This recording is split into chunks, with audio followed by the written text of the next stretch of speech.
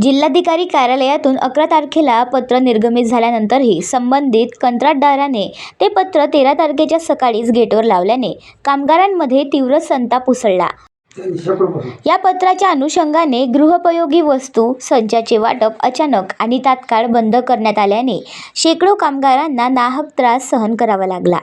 महाराष्ट्र कामगार कल्याण मंडळाच्या वतीने कामगारांना गृहोपयोगी वस्तू संच व इतर साहित्य वाटप बडनेरा नजीक सुरू होते। कंत्राटदाराचे नियोजन नसल्याने हजारोच्या संख्येत कामगारांना पत्र देण्यात आले। कायदा व सुव्यवस्थेचा प्रश्न निर्माण होऊ नये म्हणून अचानक घेतलेल्या निर्णयामुळे संतप्त झालेल्या कामगारांनी यवतमाळ बडनेरा मार्गावर रस्ता रोको आंदोलन छेडले। काही काळ वाहतूक ठप्प झाली आणि परिसरात तणावपूर्ण परिस्थिती निर्माण झाली।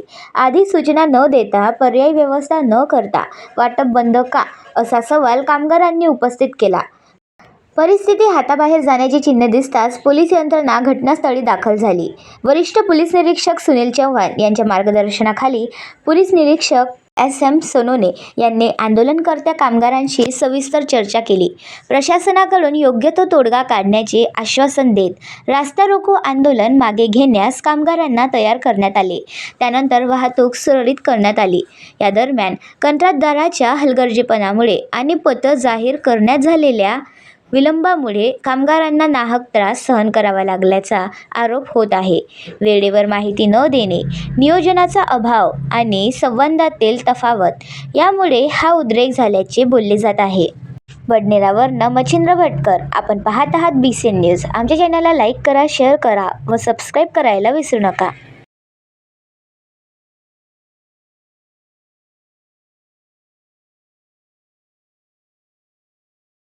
पिंगळून आली आहे। रात्री 3 वाजतापासून इथे आली आहे।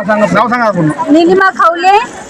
रात्रीपासून आम्हाला आजची तारीख दिली होती म्हणून आम्ही रात्री 3 वाजतापासून इथून आम्हाला माहीत असलं तर आम्ही आलो नसतो आणि आमचं म्हणजे लेकरं बाहेर टाकून आणि इथं आम्ही लहान इथं उपस्थित नसतो झालो। आम्हाला पहिले याच्या सूचना द्यायला लागत होती। आम्ही आलो नसतो। ऑटो करून आलो, 1000 रुपये भरून आलो आम्ही। हे मग आमच्या कोण्या कामाचं? मग इकडले जाईल ना तिकडले जाईल, गाडीचा खर्च जाते इथपर्यंत। आता तुम्ही आलेले आहे सगळ्याले चालू करून द्या।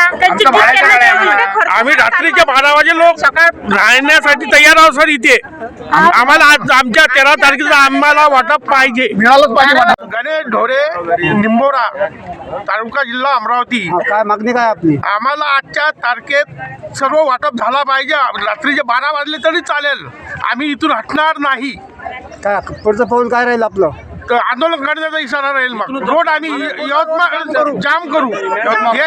यवतमाळ रोड आम्ही त्यासाठी तयार आहोत। रोड जाम करायला तयार आहोत। बाया मंडळी सबंध काहीतरी आम्ही गाडीचं भाडं भरलं आहे। आम्ही हजारो रुपये खर्च करून आलो सर। इथे कमी जास्त झाले पाण्याची व्यवस्था नाही सर। इथं काहीच नाही, बाथरूमची व्यवस्था नाही। लेडीज आहे इथे। रात्री 1 वाजता कुठे जाणार आहे ते? 11 वाजतापासून सांगितलं तुम्ही, मेसेज का नाही टाकलं तुम्ही? लहान लेकरांची सोय कशी करणार?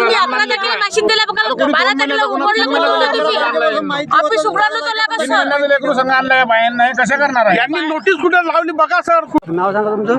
चरणदास रामभाऊ शिरसाट, राहणार अंतरगाव शिवाजी, तालुका दर्यापूर, जिल्हा अमरावती। कमीत कमी 90 किलोमीटर माझं गाव आहे। त्या गावावरून आलो आणि बाया मंडळी माझ्या संग आहे आणि लहान बाळ बी आहे। मी बरेच खासदार साहेबाला फोन लावला, आमदार साहेबाला फोन लावला। ते म्हणतात की आम्ही आता कलेक्टर ऑफिसला फोन लावतो। अजून लावण्याचा पत्ताच नाही त्याच्यावाला। आता 9 साडेनऊ वाजून राहिले। आम्ही रात्री 10:30 वाजता इथं लाईनीत हजर झालेलो आहोत।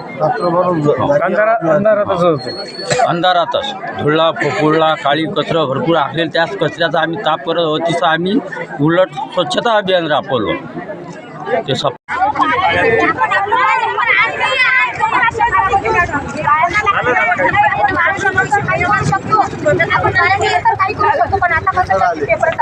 आपण नाही करू शकत।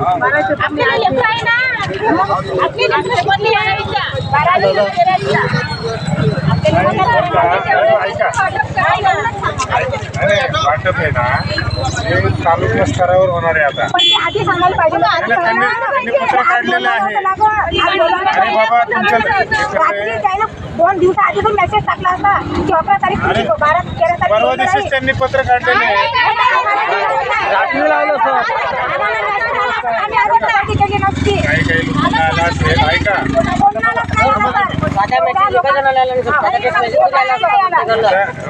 त्यांनी 3,500 लोक बोलवले काल चालू होता वाटप.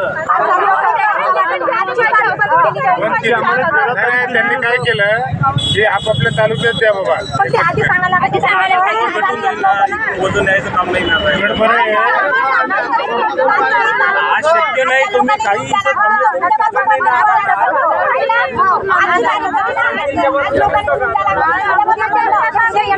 चव्हाण साहेब या आम्हाला कोपऱ्यात गेले लावले आपण ते आतमध्ये तिथं लाईट नाही चव्हाण सर काहीच नाही ना पाहुण्याला सोय नाही ना काही 2 वाजतापासून लाईट नाही आहे. आज तारीख दिली आम्हाला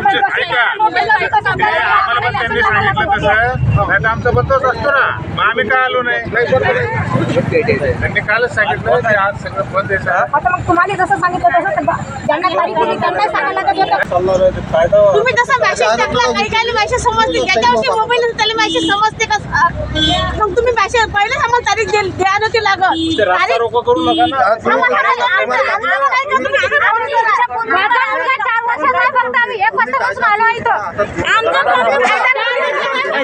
हातात घेऊ नका तुम्ही बाजूला होऊन जाय का साईडला जाऊ द्या घरात जाऊ द्या तुला या इकडे साईडला येऊन जा. तुम्हाला सांगायला नको. परत काल जर त्यांनी आदेश काढला होता एक मेसेज जर पाठवला असता